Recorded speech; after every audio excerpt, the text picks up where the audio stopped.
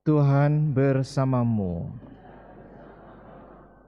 Inilah Injil suci menurut Markus.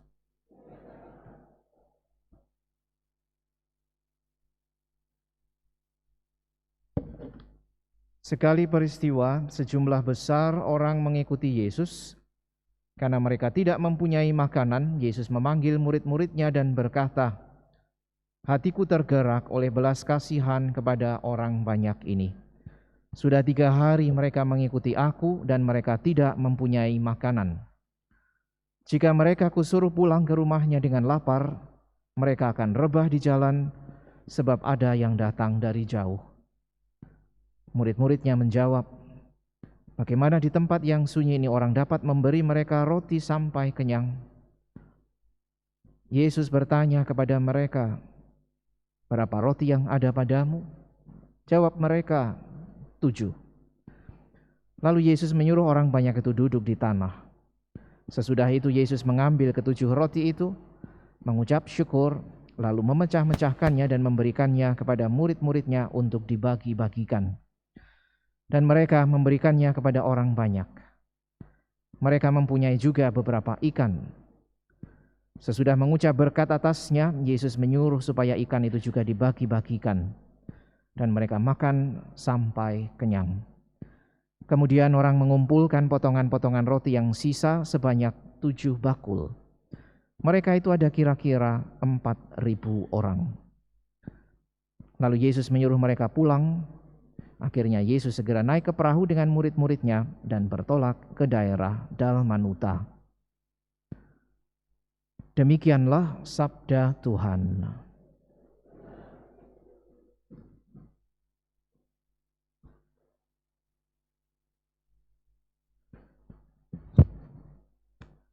Baik saudara sekalian yang terkasih,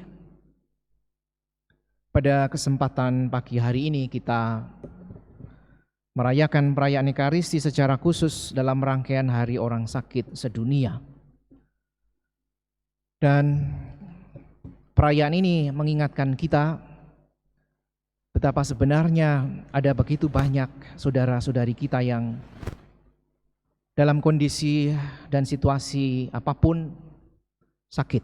Ya, tadi dalam intensi ada berapa nomor tadi dibacakan? 52. Ya.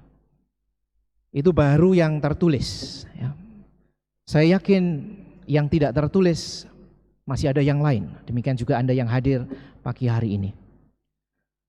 Belum lagi kalau ditambah dengan para lansia yang taruhlah usianya di atas 70 tahun, saat ketika memang situasi menimbulkan kerentanan, entah sakit, entah juga mungkin situasi-situasi lain. Pendek kata, saudara sekalian yang terkasih, kita disadarkan bahwa sakit itu bagian dari kehidupan kita. Paus Fransiskus mengatakan tadi di dalam pengantar bahwa sebagai bagian dari hidup kita sebagai manusia, sakit itu jika ditanggung dalam kesendirian dan terabaikan, tanpa perhatian dan belas kasih, akan menjadi situasi yang tidak manusiawi. Kita bisa lihat betapa banyak para lansia yang kerap kali sudah tinggal sendirian, mungkin juga di antara Anda, anak-anak semua sudah merantau dan pergi ke tempat yang lain dengan keluarganya masing-masing. Dan para orang tua ini yang rentan kerap kali juga merasa sendirian. Dan itulah persis yang dikatakan oleh Paus Fransiskus. Situasi kesendirian terabaikan oleh mereka yang dialami oleh mereka yang sakit atau ditinggalkan keluarganya karena apapun alasannya, menjadi situasi yang amat tidak manusiawi.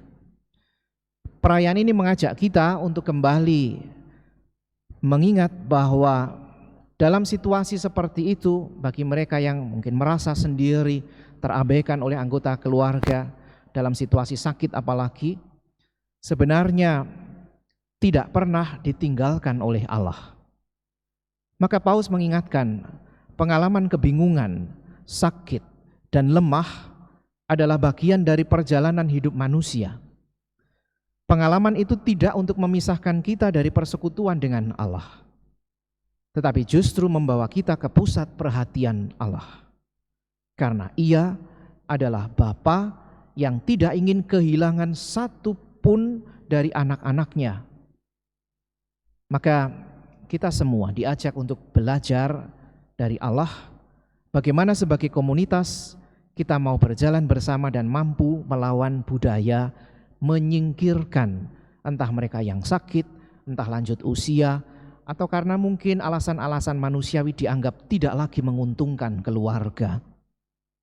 Saudara sekalian yang terkasih, maka mari dalam kesempatan Hari Orang Sakit sedunia ini kita mencoba kembali menyadari begitu besarnya kasih Allah lewat ajakan bagi kita semua untuk memperhatikan mereka semua yang sedang sakit. Bersama dengan mereka yang sehari-hari bekerja, memberikan waktu mereka untuk memperhatikan para orang sakit ini, para lansia, dan siapapun yang bekerja dengan sukarela untuk merawat mereka semua. Mari saudara sekalian yang terkasih, kita sungguh menimba kekuatan dari belas kasih Allah sebagaimana tadi Yesus yang dalam kondisi di mana begitu banyak orang kelaparan mengajak para muridnya untuk datang menghampiri dan memberi makan mereka. Dan itulah tanda gerak kasih Allah. Kita ingin mengenali kondisi kemanusiaan kita, juga kondisi-kondisi di mana kerap kali orang sakit atau lansia mengalami kesendirian dan penelantaran. Kepedihan semacam ini sebenarnya lebih mudah diatasi daripada kekejaman misalnya ketidakadilan yang lain. Karena untuk mengatasi kesendirian hanya dibutuhkan perhatian.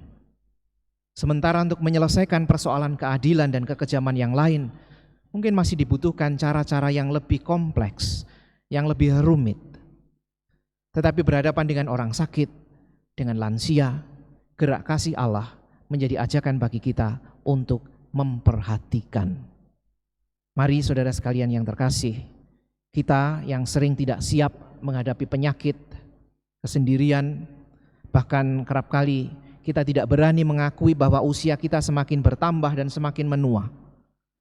Kita yang kerap kali takut dan dalam situasi masyarakat yang kerap kali berpikir tentang efisiensi atau misalnya kegunaan, mendorong kita kerap kali menyembunyikan kerapuhan kita, mengakui mungkin juga rasa sakit kita, karena lalu kita merasa tidak berguna kalau kita mengakui entah usia yang makin bertambah atau rasa sakit atau mungkin juga kelemahan-kelemahan yang lain.